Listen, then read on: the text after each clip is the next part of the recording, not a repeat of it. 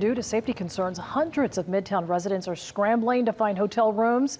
They've been booted out of their apartments until the construction site can be stabilized. Atlanta News 1st Tori Cooper joins us live from one of those Midtown hotels. And Tori, you've watched several of those displaced residents with their bags packed, looking for available rooms.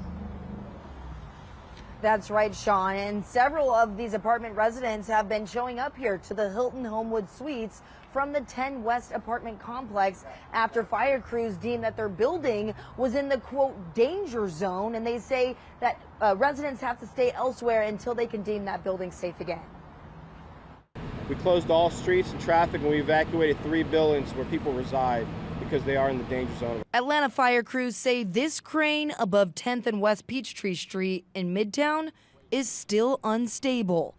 And those who live in nearby apartments like the 10 West say now they no longer have their personal stability at home tonight. Firefighters came and knocked on our doors telling us to evacuate as soon as possible. Hundreds of 10 West apartment residents like Shola were evacuated Monday and forced into the rain after fire crews say this construction crane next to their apartment building failed, dropping cement and injuring 4 construction site workers taken to the hospital. One of the counterweights did fall off, and that was the main issue. So how and why, we don't know. Evacuated residents at 10 West also received this email telling them to avoid the dog park because the crane dropped debris on the back side of the building. I felt like a shake, and I heard a boom, and I was so confused as to what was going on. 9 hours later, residents hoping to return home discovered this notice on their building saying no one is allowed in until the fire department gives the all clear. They have told us that it may take around 2 to 3 days. Maybe it could be. I mean,